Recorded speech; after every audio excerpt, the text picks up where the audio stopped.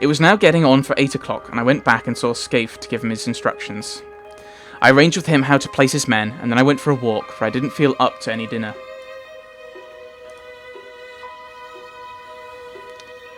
Oh, we might be out to get him then. It took all my resolutions to stroll towards Trafalgar Lodge. On the way, I got a piece of solid comfort from the sight of a greyhound that was swinging along at a nursemaid's heel. He reminded me of a dog I used to have in Rhodesia.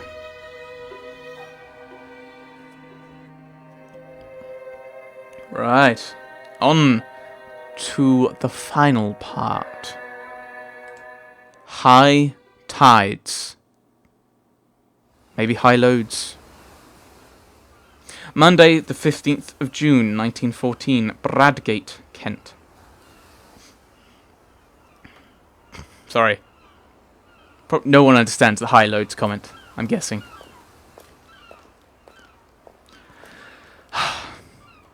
High tides, high loads. What does that mean? Bridges, warrior, bridges. Right. Still not a clue. Right. I arrived once again at Trafalgar Lodge. Scaife's men would be posted by now, but there was no sign of a soul. Ring the doorbell. Ding dong. Oh, I'm not ringing the doorbell. Oh, I am. Is, Mr. Appleton at home? Yes, sir. Please, come in.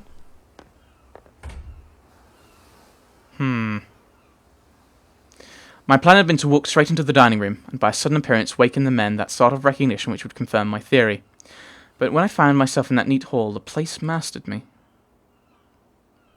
Who may I say is calling? Richard Hannay. If you could wait in the smoking room, I'll let Mr. Appleton know you're here.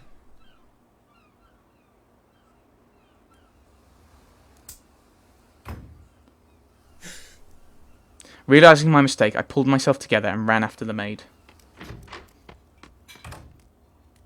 But it was too late. This is awkward. Mr. Hannay? Did you wish to see me? I think we have met before, and I guess you know my business. The light in the room was dim, but so far as I could see their faces, they played the part of mystification very well. Maybe I haven't a very good memory, but I'm afraid you must tell me your errand, sir, for I really don't know it. Well then, I have come to tell you that the game's up.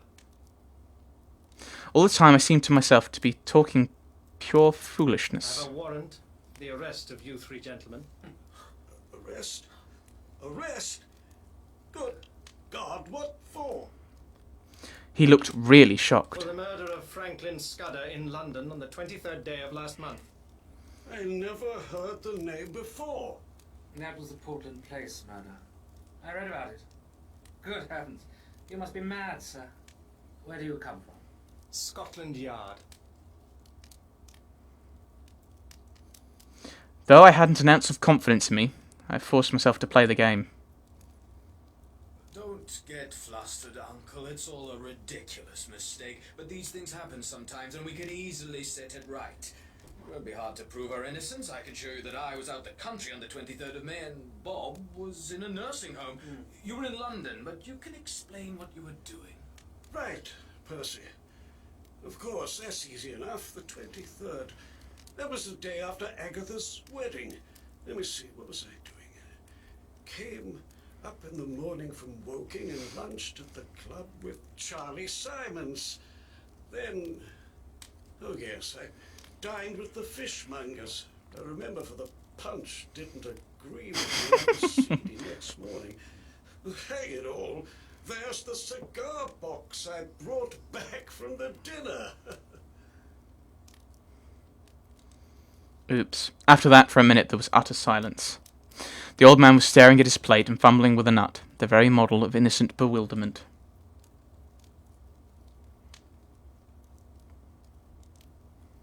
I think, sir, you will see you are mistaken. We want to assist the law like all Englishmen, and we don't want Scotland Yard to be making fools of themselves. That's so, Uncle? Certainly, Bob. The old fellow seemed to be recovering his voice. Certainly. We'll do anything in our power to assist the authorities, but But this is a bit too much. I can't get over it. How Nellie will chuckle. She always said you would die of boredom because nothing ever happened to you. Now, you've got it thick and strong. It couldn't be acting. It was too confoundedly genuine. Joe, yes, just think of it. What a story to tell at the club. Really, Mr. Harry, I suppose I should be angry to show my innocence, but it's too funny. I almost forgive you the fright you gave me. You looked so glum. I thought I might have been walking in my sleep and killing people.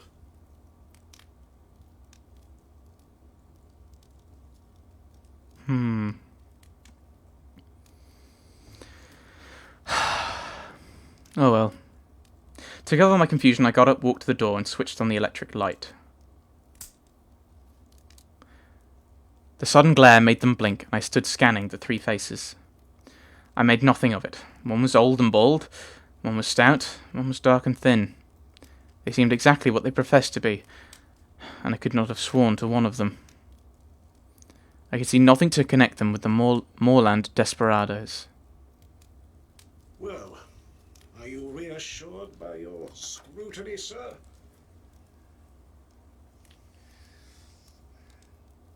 I couldn't find a I word. hope you find it consistent with your duty to drop this ridiculous business. I make no complaint, but you see how annoying it must be to respectable people.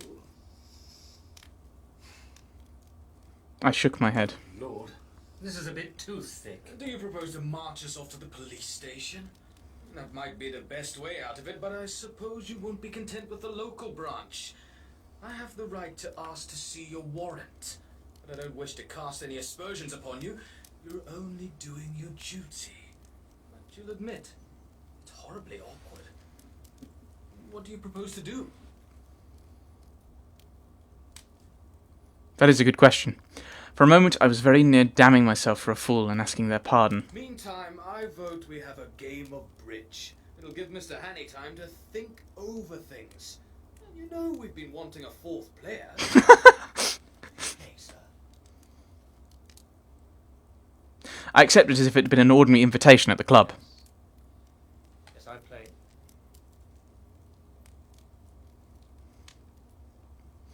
I felt mesmerised by the whole place, by the air of obvious innocence, not innocence merely, but frank, honest bewilderment and concern in the three faces. We went into the smoking room where a card table was set out, and I was offered things to smoke and drink. The three were talking easily, just the kind of slangy talk you'll hear in any golf clubhouse. I must have got a rum figure, sitting there knitting my brows and my eyes wandering. My partner was the young, dark one. I play a fair hand at bridge, but I must have been rank bad that night. They saw that they had got me puzzled, and that put them more than ever at ease. I kept looking at their faces, but they conveyed nothing to me. It was not that they looked different, they were different. I clung desperately to the words of Peter Pienaar. Then it happened.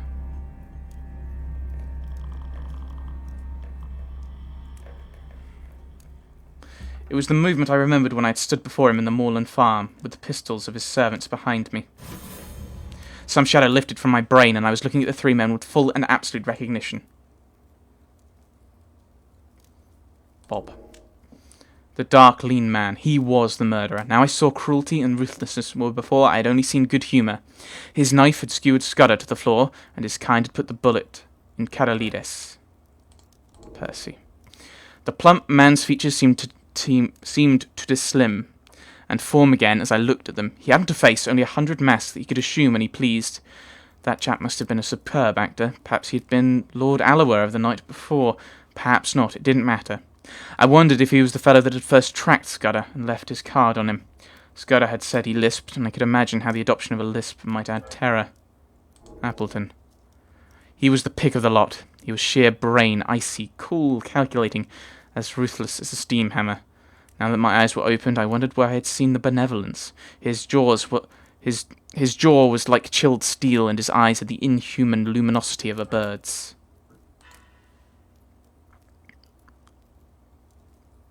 I went on playing, and every second a greater hate welled up in my heart. Bob, look at the time. You better think about catching your train. Bob's got to go to town tonight. The voice rang now as false as hell. I looked at the clock, and it was nearly 10:30. I'm afraid he must put off his journey. Oh, damn. I thought you'd drop that rot. I simply got to go. You can have my address, and I'll give you any security you like. No, you must stay. I'll go bail for my nephew. That ought to content you, Mr. Hannay. As I glanced at him, his eyelids fell in that hawk-like hood which fear had stamped on my memory. A pair of strong arms gripped me round the waist, covering the pockets in which a man might be expected to carry a pistol. Get your hands off me! Schnell fahren! Das Boot! Das Boot! I grappled the old chap, and the room seemed to fill with figures. I saw the plump one collared, but my eyes were all for the out-of-doors, where Franz sped on over the road towards the railed entrance to the beach stairs. One man followed him, but he had no chance. I stood staring with my hands on the old boy's throat, for such a time as a man might take to descend those steps to the sea. Suddenly my prisoner broke from me and flung himself on the wall.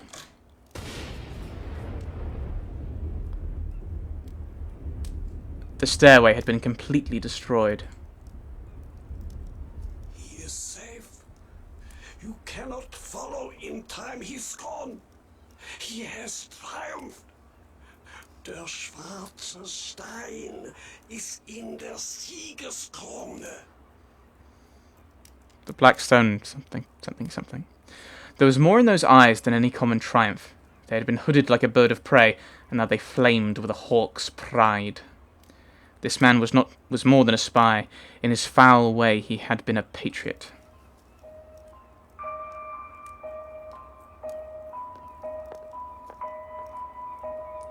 As the handcuffs clinked on his wrists, I said my last word to him. I hope Franz will bear his triumph well.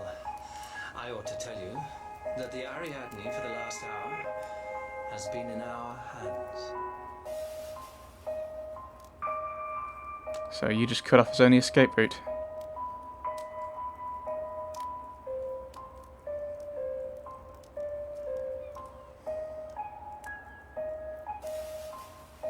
Alright. The end. Interesting.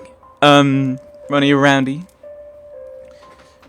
No choices left. I think that's the problem when you're trying to take a story like this across into a game.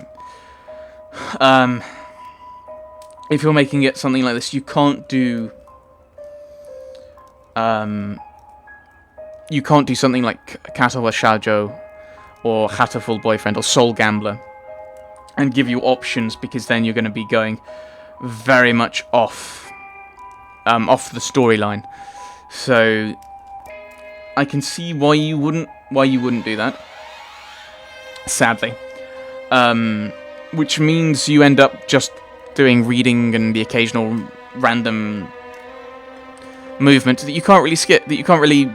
I don't think you can't fail that. It's just a matter of delaying the whole thing. Because... And you can't include pass-fail stuff, because if you have pass-fail stuff, then you also have to allow for branching of the stories, so... I mean, it's an interesting story. I quite liked reading through it. I'm not sure how interesting it would be. I'm not sure how interesting it would be for you guys watching it, because there's no real choices, and I'm not sure about replayability with it either, because there's not much space for it.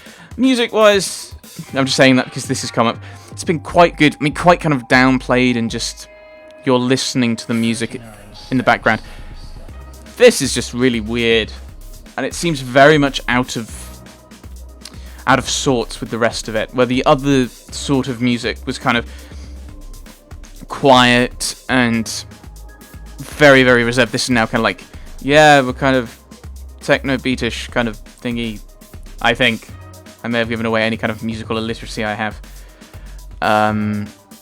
Yes, so interesting. I did like the variety of some bits you read, some bits you listen to. I did quite like some of that.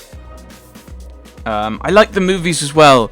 So you had all these different bits of variety of different things happening at different times. So that was quite interesting. But I think it just goes back to, this is the least game type thing game that I've done. I mean, even Kadoa Shoujo doesn't give you a lot of choice, but you still have choice that impacts on the game. Same with Hatterful Boyfriend, where it's a lot more choices over a short period of time. Actually, maybe it's the same number of choices, but over a shorter period of time, so it feels like you've got more. Whereas this one, there was no choices. It was just, occasionally you have to click the mouse and move it in a certain direction for no real reason. Directed, whatever. I think some of the art was good. I think there were other stories involving Richard Hannay, so maybe they're going to be thinking about doing some of those stories later. That's possible. Who knows? Yes, so that might be interesting to see. I mean, it'd be interesting to see what you guys think about whether you'd want me to do those. But that's all down to what you thought of this. So yes, it looks like with credits wrapping up. Developed with financial assistance for the Creative Scotland Innovation Fund. Yay, Scotland. So yes. Thanks for watching, everyone, I think. In memory and with greatest thanks to John Buchan, 1875 to 1940. I think he was the author of 39 Steps. Right, so, eventually say it. Thanks for watching, everyone. Wednesday the 4th of July, 1914? 3 weeks later, as all the world knows, we went to war. I joined the new army the first week and, owing to my Matabele experience, got a captain's commission straight off. But I had done my best service, I think, before I put on khaki. Huh. Interesting. So, congratulations, you've completed the 39 steps. We hope you enjoyed playing the story as much as we did making it. Hopefully we see you for our next digital adaptation. Oh, so they're planning on doing sequel-y stuff. Completed all events.